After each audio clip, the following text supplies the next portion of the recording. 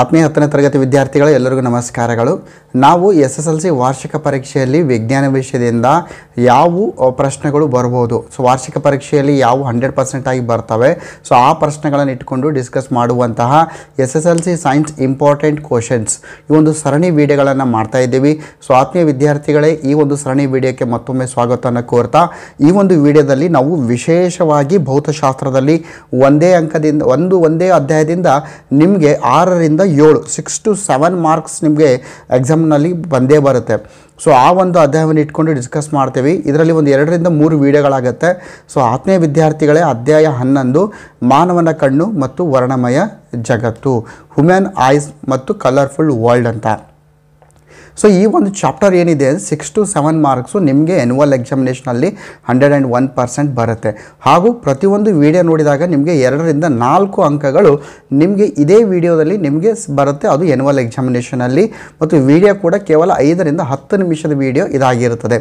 Just ನೀವು 10 ನಿಮಿಷವನ್ನು ಇಲ್ಲಿ invest ಮಾಡಿದ್ರೆ ಸಾಕು. 10 ನಿಮಿಷವನ್ನು ಈ ವಿಡಿಯೋದಲ್ಲಿ ಕಳೆದ್ರೆ ನಿಮಗೆ 2ರಿಂದ 4 ಅಂಕಗಳು ನಿಮಗೆ ವಾರ್ಷಿಕ ಪರೀಕ್ಷೆಯಲ್ಲಿ ಬರುತ್ತೆ. ಸೊ ಬನ್ನಿ ನೋಡ್ತಾ ಹೋಗೋಣ. ಇಲ್ಲಿ ಇಂಪಾರ್ಟೆಂಟಾಗಿ ನೇರವಾಗಿ ಸೊ ಮಾನವನ ಕಣ್ಣಿನ ಚಿತ್ರ ಅಂತೂ ಕೇಳೋದಿಲ್ಲ, ಅದು ಚಿತ್ರವನ್ನು ಮೆನ್ಷನ್ ಮಾಡಿಲ್ಲ as per the SSLC board and blue print. So ಹಾಗಾದರೂ ಕೂಡ ಮಾನವನ ಕಣ್ಣಿನ ಬಗ್ಗೆ ಒಂದಿಷ್ಟು ರಚನೆಗಳನ್ನು ನಾವು ತಿಳಿದುಕೊಳ್ಳೇಬೇಕು. ಸೊ ಆತ್ಮೀಯ ವಿದ್ಯಾರ್ಥಿಗಳೇ, ಮಾನವನ ಕಣ್ಣು ಏನಿದೆ, ಸೊ ಮಾನವನ ಕಣ್ಣಿನ ಒಂದು ಮುಂಭಾಗ, ನಿಮ್ಮ ಕಣ್ಣನ್ನು ನೋಡ್ಕೊಳ್ಳಿ. ಈ ಮುಂಭಾಗದಲ್ಲಿ ಒಂದು ಪಾರದರ್ಶಕವಾದ ಪೊರೆ ಇದೆ. ಸೊ ಅದನ್ನು ಕಾರ್ನಿಯ ಅಂತ ಕರಿತೀವಿ. ಅಂದರೆ ಬೆಳಕು ನಮ್ಮ ಕಣ್ಣನ್ನು ಪ್ರವೇಶ ಮಾಡಬೇಕಾದ್ರೆ ಈ ಒಂದು ಪಾರದರ್ಶಕವಾದ ಏನು ಪೊರೆ ಇದೆ, ಸೊ ಈ ಪೊರೆಯ ಮುಖಾಂತರ ಇಲ್ಲಿ ನಮ್ಮ ಕಣ್ಣನ್ನು ಪ್ರವೇಶ ಮಾಡುತ್ತೆ. ಯಾಕೆ ಕಾರ್ನಿಯ ಪಾರದರ್ಶಕವಾಗಿದೆ ಅಂದರೆ ಬೆಳಕು ನಮ್ಮ ಕಣ್ಣನ್ನು ಪ್ರವೇಶ ಮಾಡಬೇಕಾಗಿದೆ. ಆ ಒಂದು ನಿಟ್ಟಿನಲ್ಲಿ ಇಲ್ಲಿ ನಮ್ಮ ಕಣ್ಣು ಏನಿದೆ ಅಂದರೆ ಕಾರ್ನಿಯ ಒಂದು ಪಾರದರ್ಶಕ ಗುಣಲಕ್ಷಣ ಹೊಂದಿದೆ. ಸೊ ಇದಾದ ನಂತರ ಈ ಒಂದು ಪಾರದರ್ಶಕ ಗುಣ ಏನಿದೆ, ಸೊ ಇದು ಒಂದು ಕಣ್ಣನ್ನು ಹೇಗಿದೆ ನೋಡಿ, ಸ್ವಲ್ಪ ವಕ್ರವಾಗಿದೆ, ಒಂದಿಷ್ಟು ಉಬ್ಬಿದೆ. ಸೊ ಉಬ್ಬು ಇದೆ, ನೇರ ಸಮತಲವಾಗಿಲ್ಲ, ಒಂದಿಷ್ಟು ಉಬ್ಬಿದೆ.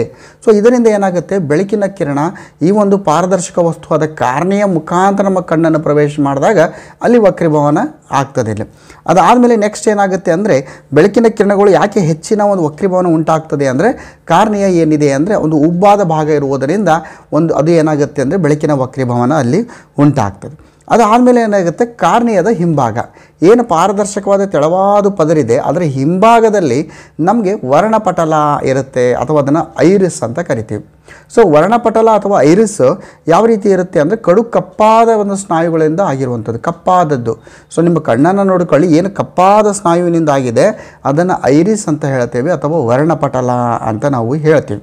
ಸೊ ಅದಾದಮೇಲೆ ಈ ಒಂದು ಕಣ್ಣಿನಲ್ಲಿ ಪಾಪೆ ಅಂತ ಬರುತ್ತೆ. ಸೊ ಕಣ್ಣಿನ ಪಾಪೆ ಏನು ಮಾಡುತ್ತೆ ಅಂದರೆ ಈ ಒಂದು ಕಣ್ಣೆಯ ಪಾಪೆ ಇದೆ ಮಧ್ಯದಲ್ಲಿ, ಈ ಒಂದು ಐರಿಸ್ನ ಮಧ್ಯದಲ್ಲಿ ಕಣ್ಣಿನ ಒಂದು ಪಾಪೆ ಕಂಡು ಬರುತ್ತೆ. ಹಾಗೂ ಈ ಕಣ್ಣಿನಲ್ಲಿ ಸೀಲಿಯರಿ ಸ್ನಾಯುಗಳು ಅಂತ ಬರುತ್ತೆ. ಈ ಸೀಲಿಯರಿ ಸ್ನಾಯುಗಳು ಈ ಒಂದು ಕಣ್ಣಿನ ಪಾಪೆಯ ಗಾತ್ರವನ್ನು ಅದು ನಿಯಂತ್ರಣ ಮಾಡುತ್ತೆ.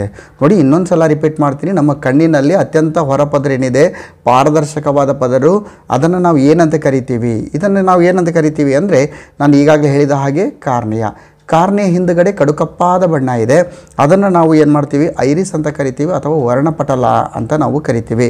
ಸೊ ಅದರ ಮಧ್ಯದಲ್ಲಿ ಏನಿದೆ ಅಂದರೆ ಒಂದು ಕಣ್ಣು ಪಾಪೆ ಇದೆ. ಸೊ ಪಾಪೆಯ ಗಾತ್ರವನ್ನು ನಿಯಂತ್ರಿಸುವಂಥದ್ದು ಯಾವುದು ಅಂದರೆ ಸೀಲಿಯರಿ ಸ್ನಾಯುಗಳು.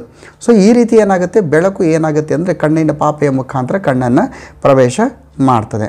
ಸೊ ಒಳಗಡೆ ಏನು ಬರುತ್ತೆ, ಒಳಗಡೆ ಒಂದಿಷ್ಟು ರಚನೆಗಳು ಬರುತ್ತೆ. ಸೊ ಒಳಗಡೆ ಏನಿದೆ ಅಂದರೆ ರೆಟಿನಾ ಇದೆ, ಅವುಗಳ ಮಧ್ಯದಲ್ಲಿ ಜಲರಸಧಾತು ಬರುತ್ತೆ. ಸೊ ಈಗ ರೆಟಿನಾದಲ್ಲಿ ಏನಾಗಿದೆ ಅಂದರೆ ವಿಶೇಷವಾದ ಜೀವಕೋಶ ಇರುತ್ತೆ.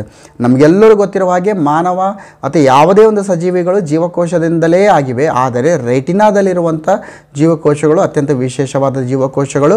ಅವುಗಳಲ್ಲಿ 2 ರೀತಿಯ ಜೀವಕೋಶ ಕಂಡುಬರುತ್ತೆ, ಒಂದು ರಾಡ್ ಜೀವಕೋಶ, ಮತ್ತೊಂದು ಕೋನ್ ಜೀವಕೋಶ. ನೋಟ್ ಮಾಡ್ಕೊಳ್ಳಿ ವಿದ್ಯಾರ್ಥಿಗಳೇ, ರಾಡ್ ಜೀವಕೋಶ ಅಂದರೆ ಅದು ಪ್ರಕಾಶತೆಯನ್ನು ಗುರುತಿಸುವಂಥದ್ದು, ಕೋನ್ ಜೀವಕೋಶಗಳು ಅಂದರೆ ಬಣ್ಣವನ್ನು ಗುರುತಿಸುವಂಥ ಕೆಲಸವನ್ನು ಅದು ಮಾಡುತ್ತೆ. ಸೊ ಇವು 2 ರೀತಿಯ ಜೀವಕೋಶಗಳು ರೆಟಿನಾದ ಒಳಭಾಗದಲ್ಲಿ ಇರ್ತದೆ.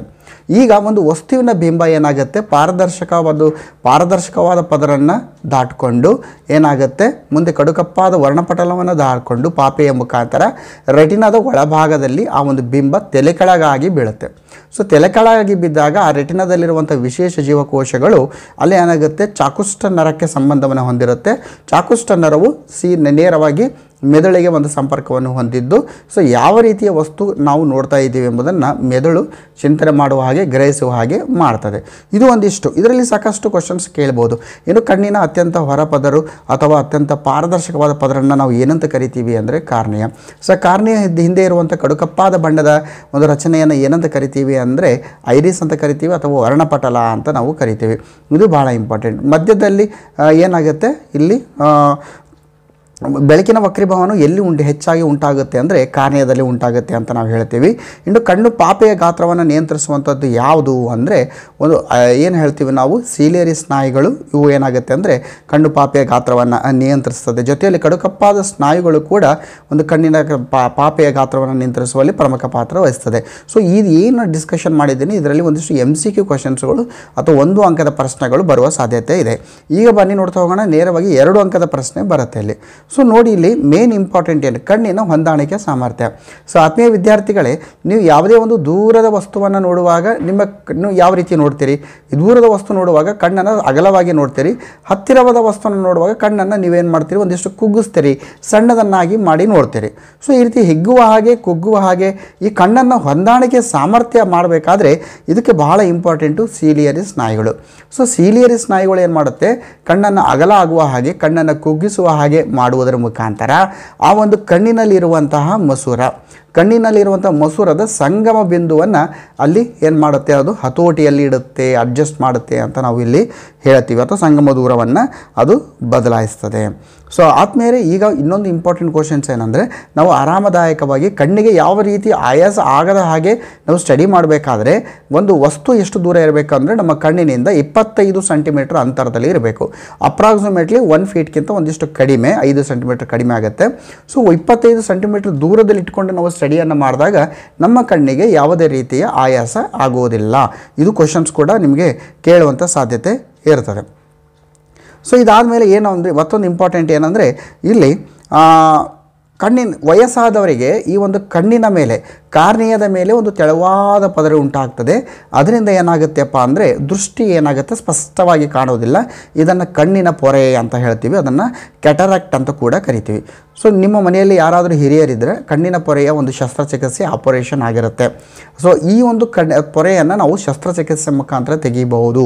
ಇದು ಕೂಡ ಕೇಳ್ಬೋದು. ಕಣ್ಣಿನ ಪೊರೆ ಅಥವಾ ಕ್ಯಾಟರಾಕ್ಟ್ ಅಂದರೆ ಏನಂದರೆ, ವಯಸ್ಸಾದವರಲ್ಲಿ ಕಣ್ಣಿನ ಮೇಲೆ ತೆಳುವಾದ ಪೆದರು ಉಂಟಾಗಿ ದೃಷ್ಟಿ ಮಂಜಾಗಿ ಕಾಣುತ್ತೆ. ಇದನ್ನು ನಾವು ಕಣ್ಣಿನ ಪೊರೆ ಅಂತ ಕರಿತೀವಿ ಅಥವಾ ಕ್ಯಾಟರಾಕ್ಟ್ ಅಂತ ನಾವು ಇಲ್ಲಿ ಕರಿತೀವಿ. ಇದನ್ನು ಶಸ್ತ್ರಚಿಕಿತ್ಸೆ ಮುಖಾಂತರ ಅದನ್ನು ನಾವೇನು ಮಾಡ್ಬೋದು, ಸರಿಯನ್ನು ಮಾಡ್ಬೋದು. ಸೊ ಇಷ್ಟು ಸಾಕು ಈ ಒಂದು ವಿಡಿಯೋದಲ್ಲಿ. ಏನು ನಾನು ವಿಡಿಯೋ ಹೇಳಿದ್ದೀನಿ, 2 ಅಥವಾ 3 ಸಲ ವಿಡಿಯೋ ಕೇಳಿ ಏನೆಲ್ಲ 1 ಅಂಕದ ಪ್ರಶ್ನೆಗಳು ಬರ್ಬೋದು. ವಿಶೇಷವಾಗಿ ಈ ವಿಡಿಯೋದಲ್ಲಿ 1 ಅಂಕದ್ದು ಹಾಗೂ MCQ ಕ್ವಶನ್ಸ್ಗಳು ಸಾಕಷ್ಟು ಬರುವ ಸಾಧ್ಯತೆ ಇದ್ದು, ಮುಂದಿನ ವಿಡಿಯೋದಲ್ಲಿ ನಾವು ಸಮೀಪ ದೃಷ್ಟಿ ದೋಷ ಮತ್ತು ದೂರದೃಷ್ಟಿ ದೋಷ ಮತ್ತು ಈ ಒಂದು ಮಿಶ್ರವಾಗಿರುವಂತಹ ಒಂದು ದೋಷಗಳಿವೆ. ಆ ದೋಷಗಳನ್ನು ನಾವು ಸ್ಟಡಿ ಮಾಡ್ತೀವಿ. ಖಂಡಿತವಾಗಿ ಕೂಡ ಮುಂದಿನ ವಿಡಿಯೋದಲ್ಲೂ ಕೂಡ 2 ರಿಂದ 4 ಅಂಕಗಳು ಬರ್ತದೆ.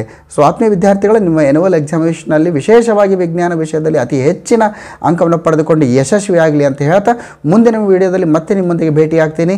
ಜೈ ಹಿಂದ್, ವಂದೇ ಮಾತರಂ.